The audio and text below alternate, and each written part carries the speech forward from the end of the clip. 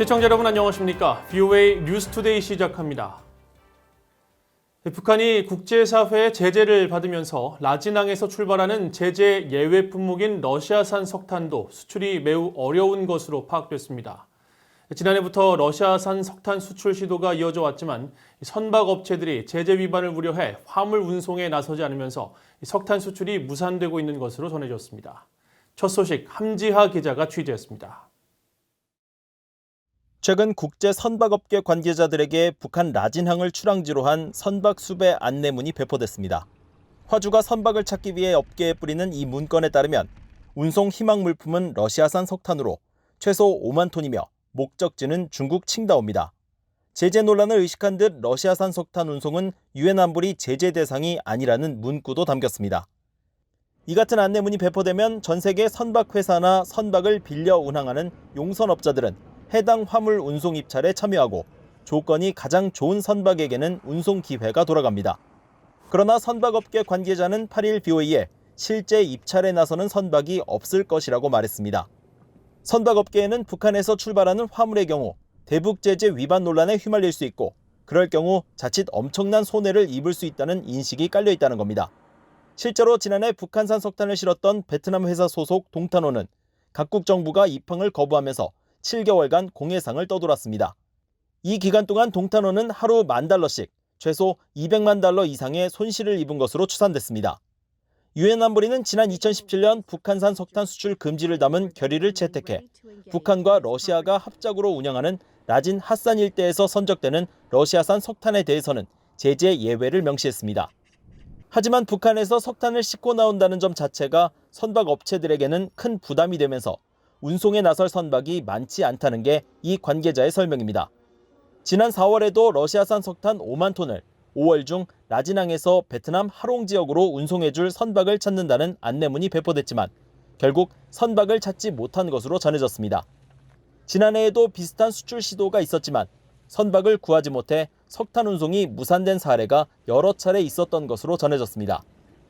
The problem for North Korea and for all these shippers is there's been so much undercover illegal work that even legal work is now kind of tainted.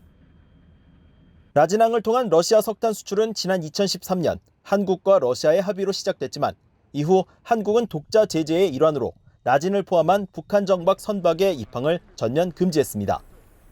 여기에 선박업계 거부로 다른 나라의 수출길까지도 막히면서 북한의 라진항을 이용한 석탄 수출 프로젝트는 사실상 유명무실해진 상태입니다. BOE 뉴스 함지하입니다. 북한이 대북전단 살포 문제를 내세워 한국 정부를 압박하면서 2018년 이뤄진 남북 간 군사합의 파기를 시사했습니다. 전문가들은 북한이 군사합의 후에도 단거리 미사일 발사 등으로 한국을 위협해왔다면서 군사합의는 북한의 재래식 위협이나 핵 개발에는 영향을 미치지 못했다고 평가했습니다. 김시영 기자의 보도입니다. 북한 김정은 위원장의 여동생 김여정 노동당 제1부부장은 최근 한국 내 대북전단 문제를 앞세워 비난하면서 남북 연락사무소 폐쇄와 함께 9.19 군사합의를 있으나마나한 합의라며 파기 가능성을 언급하며 한국 정부를 압박했습니다. 9.19 군사합의는 2018년 남북 정상회담 후속 조치 차원에서 이뤄진 합의로 지상과 해상, 공중 등 모든 공간에서 군사적 긴장과 충돌의 근원이 되는 상대방에 대한 일체의 적대 행위를 전면 금지했습니다.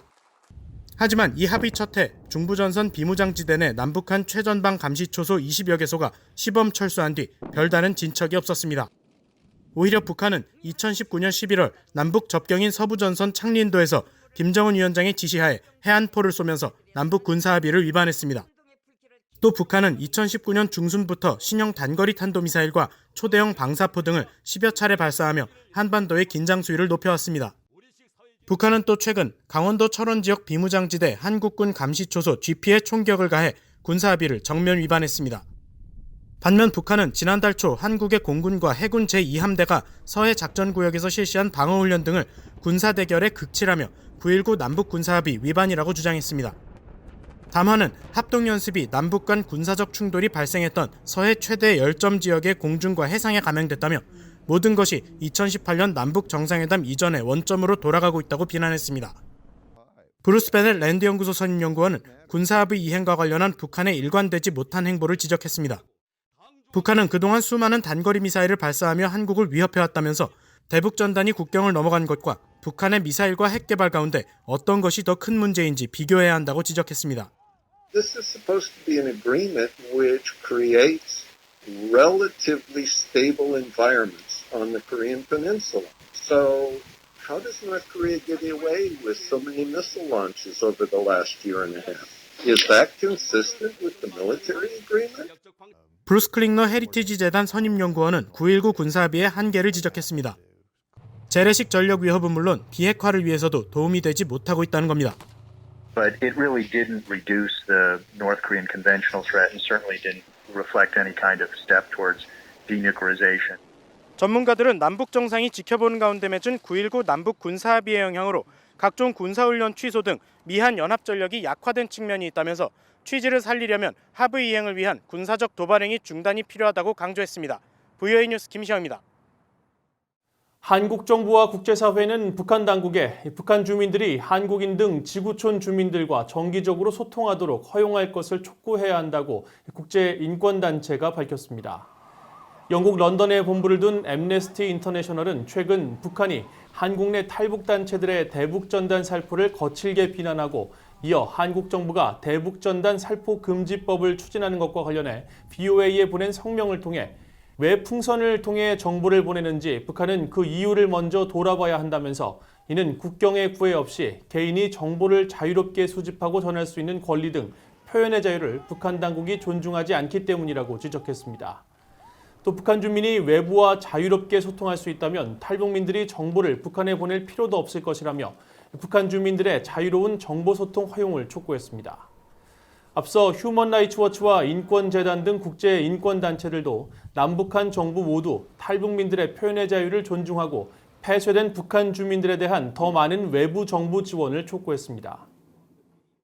북한 꽃제비 출신의 탈북민 인권운동가로 한국 국회의원에 당선된 지성호 의원이 탈북민들의 대북전단 배포를 정치적으로 악용해 탈북민 사회를 공격하는 행위에 대해 단호히 대응할 것이라고 밝혔습니다. 지 의원은 8일 국회에서 기자회견을 열고 탈북민 단체의 대북전단 살포 목적은 북한 지역의 코로나 확산을 노리는 것이라고 주장한 박지원 전 한국 국회의원의 최근 발언에 대해 탈북민 사회를 코로나 보균자로 치부하고 테러 단체로 규정하는 반인륜적 망언이라며 이같이 밝혔습니다. 이어 한국 정부의 대북전단 금지법 추진에 대해 대북전단 배포 운동은 국제사회가 인정하는 인권운동이라면서 한국 정부가 북한 주민의 알 권리 보장을 위한 어떤 대책도 내놓지 않은 채 무조건 금지하겠다는 것은 2,500만 북한 동포는 안중에도 없이 북한 세습 정권의 비위만 맞추겠다는 것이라고 비판했습니다. 앞서 박 전 의원은 지난 6일 자신의 사회연결망 서비스 페이스북에 백해무익한 대북전단을 보내지 말 것을 거듭 촉구한다며 이는 코로나 확산을 노린 반인륜적 처사로 정부는 삐라 방지법을 제정해야 한다고 주장했습니다. 영국에 본부를 두고 있는 국제전략문제연구소가 한반도 외교의 낙관적 전망은 대부분 소멸했으며 미국과 중국 사이의 신냉전 망령 때문에 향후 대북 외교에도 상당 기간 어두운 그림자가 드리울 것이라고 전망했습니다. 국제전략문제연구소는 지난 5일 발표한 2020년 아시아태평양 영내 안보평가 보고서를 통해 지난해 초까지만 해도 한반도 외교를 둘러싼 낙관적 전망이 있었지만 지금은 대부분 소멸한 상태라면서 이같이 전망했습니다. 연구소는 특히 북한 김정은 위원장과 중국의 시진핑 국가주석 간의 관계 복원은 한국 문재인 대통령의 역할을 무력화시키는 직접적 계기가 됐다면서 문 대통령이 내세웠던 한반도 중재자 역할은 시 주석에게 뺏겼다고 분석했습니다. 이상으로 VOA 뉴스투데이를 마칩니다. 시청해주신 여러분 고맙습니다.